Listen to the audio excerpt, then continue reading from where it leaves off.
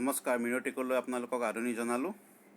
মই আজি এই ভিডিঅ'টোৰ দ্বাৰা ইলা এপছটোৰ 4 আৰু 5 মডুলৰ প্ৰশ্নসমূহৰ সঠিক উত্তৰ আপোনালোকক জনাব বিচাৰিছোঁ এই ভিডিঅ'টোৰ জৰিয়তে। গতিকে আহক এতিয়া মোৰ এণ্ড্ৰইড মোবাইলৰ স্ক্ৰীনলৈ। এতিয়া ইয়াত আপোনালোকে দেখিছে ইলা এপত মই টাচ কৰিলোঁ। টাচ কৰাৰ পাছত এনেকুৱা ধৰণৰ এখন স্ক্ৰীন ওলালোঁ। ইয়াত মোৰ প্ৰথম মডুল সম্পূৰ্ণ দেখাইছে, দ্বিতীয় মডুলো সম্পূৰ্ণ দেখাইছে, 3 নম্বৰ মডুলো সম্পূৰ্ণ দেখাইছে। মই আগৰ ভিডিঅ'কেইটাত এই 3টা মডুল মই সম্পূৰ্ণ কৰিলোঁ। আজি দেখাম মই 4 আৰু এই 5। এই 4টোত অসম্পূৰ্ণ দেখাইছে আৰু 5টো আপোনালোকক অসম্পূৰ্ণ দেখাব। গতিকে আমি এই যেতিয়া প্ৰশ্নসমূহৰ উত্তৰ বাছি উলিয়াম তেতিয়া ইয়াত আমাৰ সম্পূৰ্ণ বুলি দেখাব আৰু ইয়াত স্ক'ৰবিলাক পৰিৱৰ্তন হ'ব। এতিয়া 4 নম্বৰ মডুলত আছে নতুন শিশুৰ স্তনপান কৰোৱা নিৰীক্ষণ কৰা। এই মডুলত আপুনি কেনেদৰে স্তনপান কৰোৱা পুনৰীক্ষণ কৰে তাক জানিব পাৰিব। এই মডুলত আপুনি এটি দুৰ্বল শিশু আৰু এটি অসুস্থ শিশুৰ স্তনপানৰ কেনেকৈ পৃথক হয় বুজিব পাৰিব আৰু এগৰাকী মাতৃৰ স্তনপান কৰোৱা আচৰণ কেনেকুৱা হয় আৰু তেওঁলোকক কি আৰু কেতিয়া পৰামৰ্শ দিব তাক বুজিব পাৰিব। এতিয়া মই পাঠ্যক্ৰম চাওক অপশ্যনটোত মই ক্লিক কৰিলোঁ। ক্লিক কৰাৰ পাছত এনেকুৱা এটা ভিডিঅ' ওলাব। এই ভিডিঅ'টোৰ পৰা আপুনি এটা থুলমূলকৈ এটা আভাস ল'ব পাৰে। এতিয়া মই ভিডিঅ'টোত ক্লিক কৰিলোঁ। সীতা ৰামপুৰ অংগনবাড়ী কেন্দ্ৰৰ এগৰাকী স্বাস্থ্যকৰ্মী যি ৰাধাৰ ওচৰলৈ গৈছে। ৰাধাৰ শিশুটিৰ 2 মাহ হৈছে। আহক আমি চাওঁ সীমাই কিদৰে নৱজাতক শিশুটিৰ স্তনপান। আপুনি কিমান বুজি পালে তাক জানিবলৈ আহক আমি এক মূল্যায়ন কৰোঁ। এই ভিডিঅ'টোৰ পৰা আমি কিছু আভাস লোৱাৰ পাছত আমি তলৰ কাৰ চিনডালত আমি ক্লিক কৰিলোঁ। ক্লিক কৰাৰ পাছত 1 নম্বৰ অনুশীলনত দিয়া আছে 2টা প্ৰশ্ন। এটা হৈছে সাধাৰণতে এটি স্বাস্থ্যৱান শিশুৱে প্ৰতিবাৰতে কিমান মিনিট স্তনপান কৰে। গতিকে ইয়াত 3টা উত্তৰ দি থোৱা আছে। তাৰ এটা শুদ্ধ উত্তৰটো বাছি উলিয়াব লাগে। ইয়াৰ শুদ্ধ উত্তৰটো হৈছে 10 মিনিট। গতিকে 10 মিনিট অপশ্যনটোত মই ক্লিক কৰিলোঁ। তাৰ দ্বিতীয় প্ৰশ্নটো লিখা আছে গাখীৰ খাবলৈ বন্ধ কৰাৰ আগতে এটি সুস্থ আৰু সবল শিশুৱে কিমান বাৰ স্তন শুহে। এইটো 10ৰ পৰা 15 বাৰ আপোনালোকে জানে। গতিকে এইটোত আমি ক্লিক কৰিলোঁ। ক্লিক কৰাৰ পাছত এতিয়া 3 নম্বৰ প্ৰশ্নটোত দিয়া আছে এটি সুস্থ শিশুৱে প্ৰতিবাৰৰ খাওঁতে সম্পূৰ্ণৰূপে এটা স্তন আৰু আংশিক ৰূপে দ্বিতীয়টো স্তন খালী কৰিব পাৰে। গতিকে ইয়াত কোনটো হ'ব, হয় নে নহয়? এইটো নিশ্চয় হয় হ'ব। গতিকে হয় অপশ্যনটো ক্লিক কৰাৰ পাছত ৰিজাল্টত ক্লিক কৰাৰ পাছত নেক্সট পেজলৈ গতি কৰিলোঁ। ইয়াত পৰীক্ষা দিয়াৰ ৰিজাল্টত আমাৰ প্ৰশ্ন যিকেইটা বাছি উলিয়ালোঁ ইয়াৰ এটা শুদ্ধ। গতিকে ইয়াত সেউজীয়া ৰাইট চিন দেখাইছে। তাৰপিছত পিছৰ অধ্যায়লৈ যাওক। এই অপশ্যনটোত মই ক্লিক কৰিলোঁ। এই ক্লিক কৰাৰ পাছত এই ভিডিঅ'টো আমি চাব লাগিব। গতিকে ইয়াত লিখা আছে যে এটি দুৰ্বল নৱজাতক শিশু আৰু এটি ৰোগীয়া নৱজাতক শিশুৰ দ্বাৰা স্তনপান কৰাৰ মাজত পাৰ্থক্য। গতিকে এই ভিডিঅ'টোৰ পৰা আপোনালোকে কিছু আভাস ল'ব পাৰিব। গতিকে ভিডিঅ'টোত মই ক্লিক কৰিলোঁ। ভিডিঅ'টো ক্লিক নোহোৱালৈকে আমাৰ নেক্সট পেজলৈ আমি গতি কৰিব নোৱাৰোঁ। গতিকে আমি ভিডিঅ'টো চাবই লাগিব। চোৱাৰ পাছত আমি ইয়াৰ পাছৰ পেজলৈ আমি গতি কৰিব পাৰিম। গতিকে ইয়াত ভিডিঅ'টোত অপশ্যনটোত আমি ক্লিক কৰিলোঁ। এটি দুৰ্বল নৱজাতক শিশুক ভালদৰে স্তনপান কৰোৱাটো জটিল। একেদৰে যেতিয়া শিশু এটি ৰোগত আক্ৰান্ত হয় স্তনপান কৰাবলৈ জটিল। স্তনপান কৰাৰ মাজৰ পাৰ্থক্য দেখিলে এতিয়ালৈকে আপুনি কিমান বুজি পালে তাক জানিবলৈ আহক আমি এক মূল্যায়ন কৰোঁ। এতিয়া আমি এই ৰঙা কাৰ চিনডালত আমি ক্লিক কৰিলোঁ। ক্লিক কৰাৰ পাছত 2 নম্বৰ অনুশীলনত এই প্ৰশ্ন 3টা দি থোৱা আছে। এটা হৈছে ৰোগত আক্ৰান্ত হ'লে শিশু এটিয়ে স্তনপান কৰিবলৈ এৰি দিয়ে। গতিকে ইয়াত হয় নে নহয়, নিশ্চয় হয়। গতিকে হয় অপশ্যনটোত ক্লিক কৰিলোঁ। দুৰ্বল নৱজাতক শিশুবোৰৰ সহজে আক্ৰান্ত হোৱাৰ সম্ভাৱনা থাকে। গতিকে নিশ্চয় হয়। গতিকে হয় অপশ্যনটোত ক্লিক কৰিলোঁ। যেতিয়া শিশু এটি ৰোগত আক্ৰান্ত হয় স্তনপান কৰোৱাটো কমাই দিয়া প্ৰয়োজন। গতিকে এইটো শুদ্ধ নে অশুদ্ধ, নিশ্চয় নহয় অপশ্যনটোত ক্লিক কৰিলোঁ। ক্লিক কৰাৰ পাছত ৰিজাল্টত ক্লিক কৰিলোঁ। ৰিজাল্টত ক্লিক কৰাৰ পাছত আমি বিচাৰি উলিওৱা প্ৰশ্নৰ উত্তৰকেইটা এটা শুদ্ধ। গতিকে পিছৰ অধ্যায়ত অপশ্যনটোত মই ক্লিক কৰিলোঁ। ঠিক তেনেকৈ এতিয়াও 3 নম্বৰ অনুশীলনটোত দিয়া আছে যে স্তনপান নিৰীক্ষণ কৰা আৰু পৰামৰ্শ দিয়াৰ প্ৰধান সূত্ৰসমূহ। এই ভিডিঅ'টোত আকৌ আমি চাব লাগিব। তাত আমি ক্লিক কৰিলোঁ। ক্লিক কৰাৰ পাছত কিছু অংগনবাড়ী কৰ্মী মোক লগ এনেকুৱা এটা ধৰিবলৈ ভিডিঅ' আহি দেখিলোঁ। আহক তেওঁলোকৰ সৈতে এই কথা ভিডিঅ'টো পাতোঁ। আমি স্কিপ কৰিলোঁ। নমস্কাৰ বাইদেউ, আমি স্তনপান নিৰীক্ষণৰ বিষয়ে জানিব বিচাৰোঁ। হয় নিশ্চয়। চিকিৎসালয় এই ভিডিঅ'টো আমি স্কিপ কৰিলোঁ।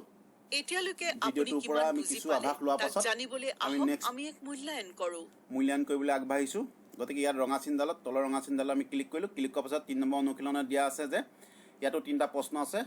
প্ৰথম প্ৰশ্নটো হৈছে যদি শিশু এটি ৰুগীয়া হয় আপুনি যিমান পাৰি সোনকালে শিশুটো ঘৰলৈ যোৱা উচিত। এইটো হয়নে নহয়? নিশ্চয় হয়। অপশ্যনটোত আমি ক্লিক কৰিলোঁ। ঘৰত প্ৰসৱৰ পাছত স্তনপান ততালিকে কৰোৱা উচিত নহয়। গতিকে এইটো হয়নে নহয়? নিশ্চয় নহয়। গতিকে নহয় অপশ্যনটোত ক্লিক কৰিলোঁ। চিকিৎসালয়ৰ পৰা ঘৰলৈ আহোঁতে নৱজাতক শিশুটিৰ মাকক দেখা কৰিবলৈ কিমান দিনৰ ভিতৰত আপুনি যোৱা উচিত? হয়, এদিন। অপশ্যনটোত আমি ক্লিক কৰিলোঁ। ক্লিক কৰাৰ পাছত আমি নেক্সট আৰু এটা প্ৰশ্ন ইয়াত আছে, 4 নম্বৰ প্ৰশ্ন। ইয়াত লিখা আছে যে 4 নম্বৰ প্ৰশ্নটোত যদি শিশুটিয়ে প্ৰয়োজন অনুসাৰে স্তনপান নকৰে আপুনি পৰিয়ালটোক কি উপদেশ দিব? নিশ্চয় আপুনি শিশুটিক ততালিকে চিকিৎসালয় লৈ যাওক। এই অপশ্যনটোত ক্লিক কৰিব লাগিব। গতিকে ইয়াত ক্লিক কৰাৰ পাছত ৰিজাল্টত আমি ক্লিক কৰিলোঁ। আমি বিচাৰি লোৱা উত্তৰকেইটা এটাকেইটা শুদ্ধ। গতিকে আমি এতিয়া পিছৰ অধ্যায়লৈ যাওক অপশ্যনটোত আমি ক্লিক কৰিলোঁ। ক্লিক কৰাৰ পাছত এনেকুৱা এখন স্ক্ৰীন পালোঁ। ইয়াত লিখা আছে যে আপুনি সফলতাৰে এই মডিউলটো সম্পূৰ্ণ কৰিলে।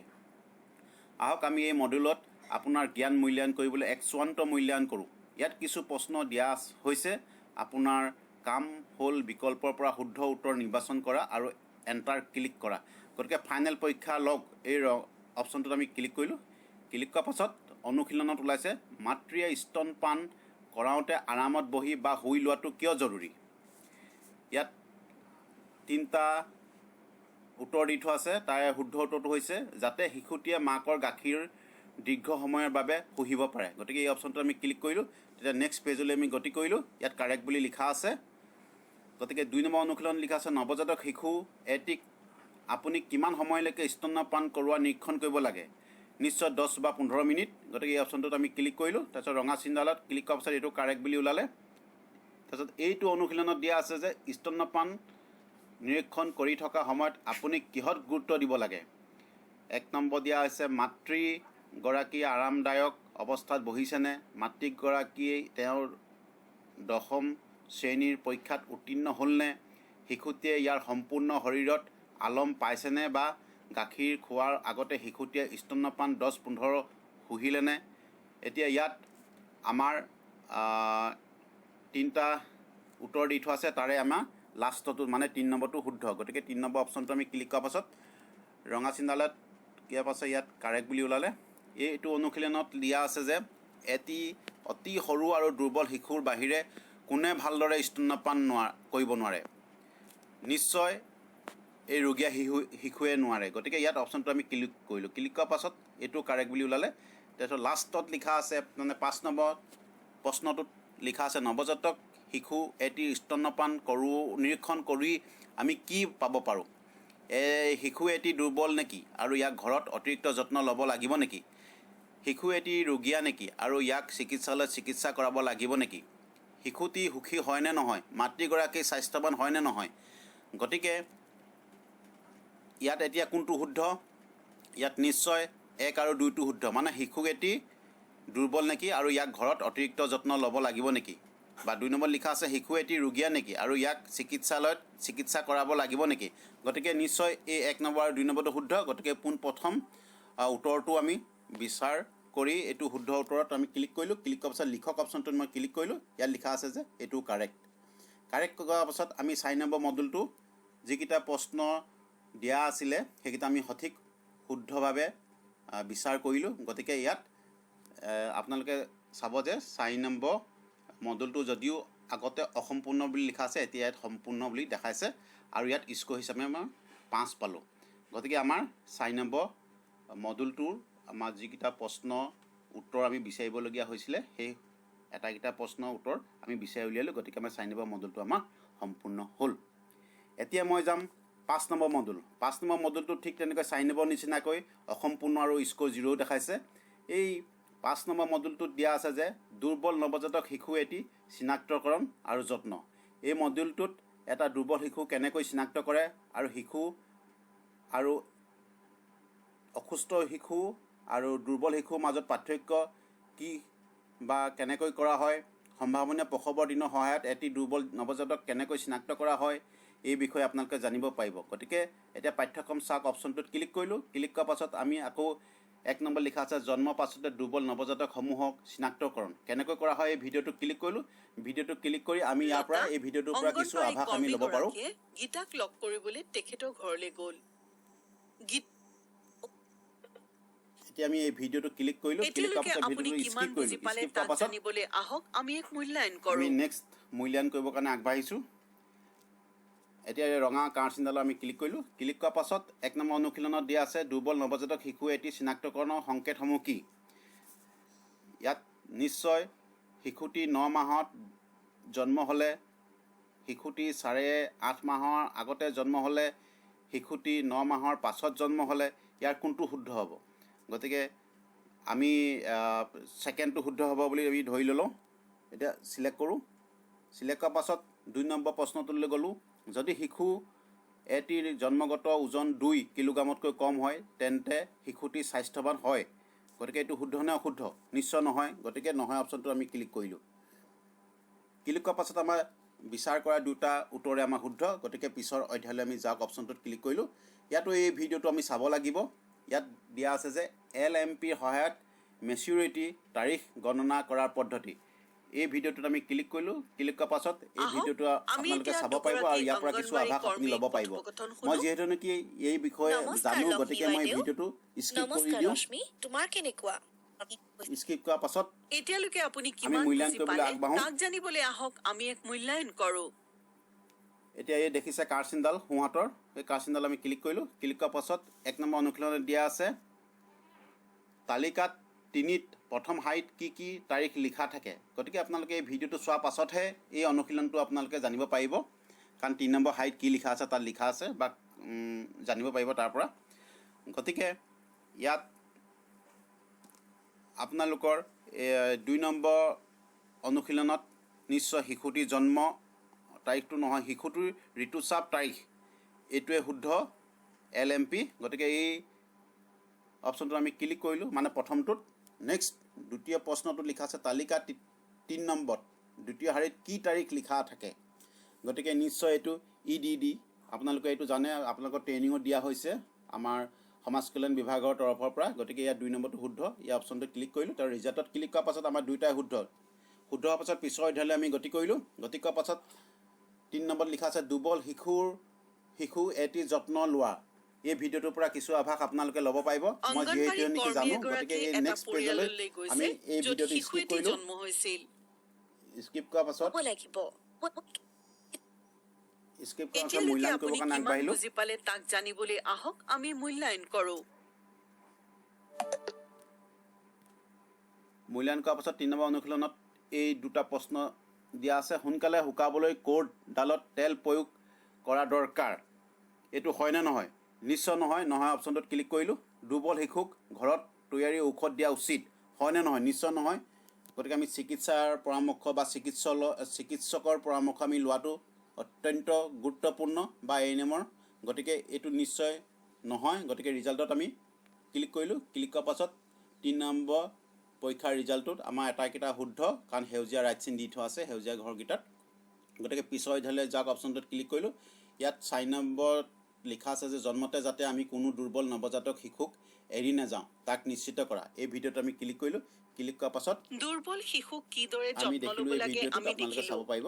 আহক আমি এতিয়া তলত এই ভিডিঅ'টো মই স্কিপ কৰিলোঁ, কাৰণ এইটো এতিয়ালৈকে বিষয়ে আপুনি মোৰ সম্যক কিমান জ্ঞান বুজি পালে আছে। তাক জানিবলৈ আহক যদি আমি এক আপোনালোকৰ নাই মূল্যায়ন তেনেহ'লে এই কৰোঁ। ভিডিঅ'টো আপোনালোকে সম্পূৰ্ণ কৰি চাব পাৰিব ঘৰতে। গতিকে এইটো সোঁহাতৰ ৰাইট চিনডালত আমি ৰঙা কাঁড়চিনডালত ক্লিক কৰিলোঁ। ক্লিক কৰাৰ পাছত নেক্সট পেজলৈ গতি কৰিলোঁ। 4 নম্বৰ অনুশীলনত দিয়া আছে যে শিশুটি জন্ম হোৱাৰ পাছত কিমান দিনলৈকে ঘৰত শিশুটিৰ ওজন জুখিব পাৰি। গতিকে এইটো নিশ্চয় 3 দিন। অপশ্যনটোত মই ক্লিক কৰিলোঁ। আৰু 2 নম্বৰ প্ৰশ্নত দিয়া আছে যে আমি DOM বিচাৰি পোৱাৰ লগে লগে আমি DOMৰ সৈতে EDD ঘৰ পৰিদৰ্শন কৰা ৰেজিষ্টাৰ লিখা উচিত নে? নিশ্চয় হয়। গতিকে হয় অপশ্যনটোত মই ক্লিক কৰিলোঁ। ৰিজাল্টটো আমি চাওঁ। ৰিজাল্টটো আমাৰ বিচাৰি উলিওৱা উত্তৰকেইটা শুদ্ধ। গতিকে পিছৰ অধ্যায়ত যাক ক্লিক কৰিলোঁ এনেকুৱা এখন স্ক্ৰীন আমি দেখিবলৈ পালোঁ। ইয়াত লিখা আছে যে আপুনি সফলতা এই মডেলটো সম্পূৰ্ণ কৰিলে। গতিকে ফাইনেল পৰীক্ষা লগ অপশ্যনটোত মই ক্লিক কৰিলোঁ। ক্লিক কৰাৰ পাছত এইটো অনুশীলনত ওলাইছে 1 নম্বৰত শীতকালত শিশুটি গৰম কৰি ৰাখিবলৈ কোঠাৰ উষ্ণতা কি কৰা উচিত। গতিকে নিশ্চয় এজন প্ৰাপ্তবয়স্ক লোকে ঘামি যোৱালৈকে উষ্ণতা কৰি ৰখা উচিত। গতিকে এই অপশ্যনটোত মই ক্লিক কৰিলোঁ। গতিকে শুদ্ধ হৈছে নে নাই হোৱা আমি কাঁড়চিনডালত আমি ক্লিক কৰিলোঁ। ক্লিক কৰাৰ পাছত কাৰেক্ট বুলি ওলালে। নিশ্চয় আমি বিচাৰ কৰা উত্তৰটো নিশ্চয় শুদ্ধ। গতিকে 2 নম্বৰ অনুশীলনত দিয়া আছে শিশুটিক জন্মৰ পাছতেই ততালিকে স্তন্যপান কৰোৱা উচিত আৰু কোনো লেক্টিয়েল বা চেনি পানী মৌ আদি বা ঘৰত তৈয়াৰী ঔষধ প্ৰদান কৰা উচিত নহয়। নিশ্চয় এইটো হয় নে নহয় দুটা উত্তৰ দি থোৱা আছে। গতিকে নিশ্চয় হয়। গতিকে হয় অপশ্যনটোত ক্লিক কৰিলোঁ। তেতিয়া হয় আমাৰ এইটো কাৰেক্ট। 3 নম্বৰ অনুশীলনত দিয়া আছে যদি LMP 1 আৰু DOM 17 হয় তেন্তে EDD কি হ'ব। গতিকে EDD ইয়াত নিশ্চয় 8 হ'ব। গতিকে 8 অপশ্যনটো ক্লিক কৰি আমি চালোঁ। নিশ্চয় এইটো শুদ্ধ। 4 নম্বৰ অনুশীলনত দিয়া আছে দুৰ্বল শিশুসমূহ সহজে সংক্ৰামিত হোৱা বা ৰোগৰ পৰাৰ সম্ভাৱনা অধিক। এইটো হয় নে নহয়। গতিকে ইয়াত কি কৈছে দুৰ্বল শিশুসমূহৰ সহজে সংক্ৰামিত হোৱা বা ৰোগত পৰাৰ সম্ভাৱনা অধিক। এইটো হয় অপশ্যনটোত মই ক্লিক কৰিলোঁ। গতিকে এইটো কাৰেক্ট হ'ল। কাৰেক্ট হোৱাৰ পাছত আপোনালোকৰ ইয়াত দিয়া আছে জন্মৰ পাছত কিমান দিনলৈ আমি শিশুটিক গা ধুৱাব নালাগে। এইটো 1 সপ্তাহ অপশ্যনটোত ক্লিক কৰাৰ পাছত লিখক অপশ্যনটোত ক্লিক কৰিলোঁ। এইটো শুদ্ধ। গতিকে আমি এতিয়া 5 নম্বৰ মডুলটো সম্পূৰ্ণ হ'ল। এতিয়া চাওক 5 নম্বৰ মডুলটো আগতে অসম্পূৰ্ণ ওলাইছিলে, এতিয়া সম্পূৰ্ণ হ'ল আৰু স্ক'ৰ হিচাপে আমি 5 নম্বৰ পালোঁ। গতিকে এনেকৈয়ে আমি এই ইলা এপৰ দ্বাৰা আমি 1ৰ পৰা 21টা মডুলৰ পৰা আমি কিছু শিক্ষা ল'ব পাৰোঁ আৰু অংগনবাদীবিলাকেও এই শিক্ষাটো লোৱাটো অত্যন্ত গুৰুত্বপূৰ্ণ আৰু নিজৰ পাৰ্গত আৰু জ্ঞান বৃদ্ধিৰ কাৰণে এইকেইটা মডুল তেওঁলোকে জানি বুজি শুদ্ধ উত্তৰকেইটা বাছি উলিওৱাটো অত্যন্ত সমাজ কল্যাণ বিভাগে গুৰুত্ব দিয়া হৈছে আৰু তেওঁলোকে নিজৰ কাৰণেও ভাল। গতিকে মই এনেকৈ ভিডিঅ'কেইটা ইয়াত মোৰ ইউটিউব চেনেলটোত আপলোড কৰি আছোঁ। আপোনালোকে যদি ভাল লাগিলে লাইক শ্বেয়াৰ কৰিব বুলি আশা ৰাখিলোঁ আৰু নতুন যদি হয় তেনেহ'লে ছাবস্ক্ৰাইব কৰিবলৈ অনুৰোধ জনালোঁ। গতিকে মোৰ আজি এই ভিডিঅ'টো ইয়াতে সমাপ্ত কৰিলোঁ। ধন্যবাদ।